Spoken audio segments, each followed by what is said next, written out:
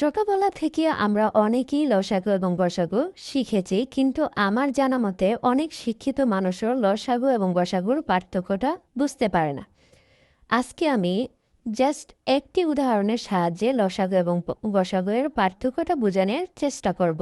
এখানে একটি সংখ্যা, তিনটা সংখ্যা দেওয়া আছে, 28, 48 ও 72-এর লসাগু বের করতে বলা হয়েছে। এখানে আমরা 28, 48 ও 72-এর গসাগু বের করব, অর্থাৎ একবার লসাগু বের করব এই সংখ্যাগুলো দিয়ে, আবার গসাগু বের করব।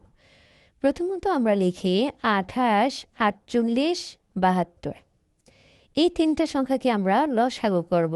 এখন এই তিনটা সংখ্যাকে এমন একটি সংখ্যা দিয়ে ভাগ করতে হবে যাতে সংখ্যাগুলোকে নিঃশেষে ভাগ করা যায়। এখন লসাগুর ক্ষেত্রে খেয়াল করতে হবে, এখানে তিনটা সংখ্যা আছে, অন্ততপক্ষে যে কোনো দুইটা সংখ্যাকে ভাগ করা গেলেই আমরা সেই সংখ্যা দিয়ে ভাগ করতে পারবো। আচ্ছা, আমরা 2 দিয়ে ভাগ করি। 2 দিয়ে যদি 28-কে ভাগ করি, 14 দুগুণে 28। 2 দিয়ে যদি 48-কে ভাগ করি, 24। 2 দিয়ে যদি 72-কে ভাগ করি, তাহলে হবে 36। এখন এই সংখ্যাগুলোকে আবার 2 দিয়ে ভাগ করা যায়। 7 দুগুণে 14, 12 দুগুণে 24, 18 দুগুণে 36। এখন এই তিনটা সংখ্যাকে 2 দিয়ে যদি আমরা ভাগ দিই, 7কে ভাগ করা যাবে না, কিন্তু 12 এবং 18-কে ভাগ করা যাবে। লসাগুর ক্ষেত্রে অন্ততপক্ষে আমি আগেই বলেছি, যে কোনো দুইটা সংখ্যাকে ভাগ করা গেলেই সেই সংখ্যা দিয়ে আমরা ভাগ করতে পারবো। তাহলে আমরা 2 দিয়ে ভাগ করব। 2 দিয়ে তো 7কে ভাগ করা যাচ্ছে না, তাই 7 রেখে দিব। 2 দিয়ে যদি 12-কে ভাগ করি, 6 দুগুণে 12। 2 দিয়ে 18-কে ভাগ করলে 9 দুগুণে 18। এখন এই সংখ্যাগুলোকে আবার 3 দিয়ে ভাগ করা যাচ্ছে। 3 দিয়ে 7-কে ভাগ করা যাচ্ছে না, তাই 7 এখানে রেখে দেব। তারপরে 3 দিয়ে 6-কে ভাগ করলে 3 দুয়ে 6, 3 দিয়ে 9-কে ভাগ করলে 3 তিনে 9। এখন আমরা লিখব লসাগু। লসাগু করার ক্ষেত্রে এগুলো হচ্ছে ভাজক, আর এই যে নিচে যেগুলো রয়েছে যে সংখ্যাগুলো, সেগুলো হচ্ছে ভাগশেষ। অর্থাৎ লসাগু করার ক্ষেত্রে ভাজক এবং ভাগশেষ সবগুলো সংখ্যাকেই কিন্তু আমাদের গুণ করতে হবে। তাহলে আমরা গুণ করব 2 গুণ 2 গুণ 2 গুণ 3 গুণ 7 গুণ 2 গুণ 3। এখন আমরা গুণ করব। 2 দিয়ে গুণ করলে 4, 4-এর সাথে 2 গুণ করলে 8, 8-এর সাথে 3 গুণ করলে 3 8-এ 24, 24-এর সাথে আমরা 7 গুণ করব।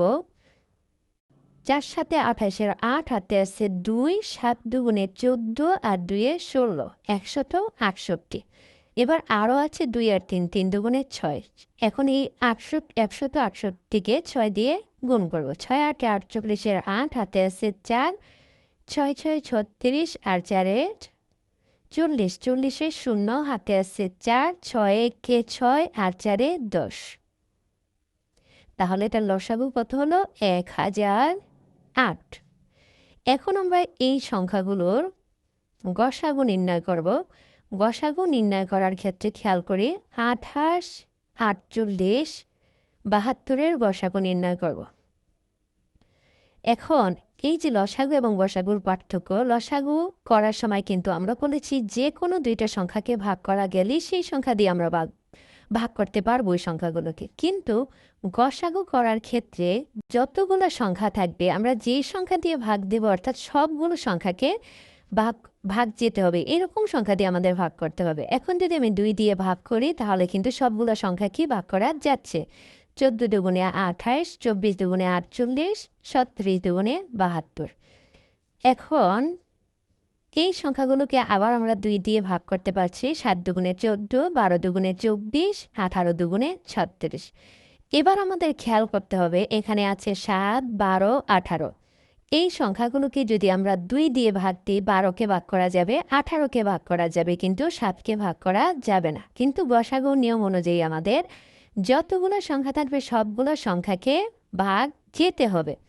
তাহলে এই সংখ্যাগুলোকে আর কোনো সংখ্যাতেই আমরা ভাগ করতে পারছি না। তাহলে আমরা লিখব গসাগু সমান এই যে ভাজক, অর্থাৎ যেই সংখ্যাগুলোতে আমরা ভাগ করেছি, গসাগু নির্ণয় করার ক্ষেত্রে শুধুমাত্র সেই সংখ্যাগুলোকে গুণ করতে হবে, অর্থাৎ বাক্সে যেগুলো আছে সেগুলো কিন্তু গুণ করা যাবে না। তাহলে 2 আর 2 গুণ করলে কত হলো? 4। তাহলে এই সংখ্যাগুলোর গসাগু একই সংখ্যা দিয়ে কিন্তু আমরা দুটো অঙ্ক করেছি। এই সংখ্যাগুলোর গসাগু হচ্ছে 4 আর লসাগু হচ্ছে 1008। এখন আমরা কি পার্থক্য পেলাম যে লসাগু করার ক্ষেত্রে এই টিপসগুলো আমাদের মনে রাখতে হবে। লসাগু করার ক্ষেত্রে অন্ততপক্ষে যে কোনো দুইটা সংখ্যাকে ভাগ করা গেলেই সেই সংখ্যা দিয়ে আমরা ভাগ করতে পারবো, কিন্তু গসাগু করার ক্ষেত্রে যতগুলো সংখ্যা থাকবে সবগুলো সংখ্যাকে ভাগ যেতে হবে। আর যখন আমরা লসাগু বের করব তখন ভাজক এবং ভাগশেষ সবগুলো সংখ্যা গুণ করে লসাগু বের করব, আর গসাগুর ক্ষেত্রে শুধুমাত্র ভাজক গুণ করে গসাগু বের করব। আশা করি এবার সবাই লসাগু এবং গসাগুর পার্থক্যটা বুঝতে পেরেছে।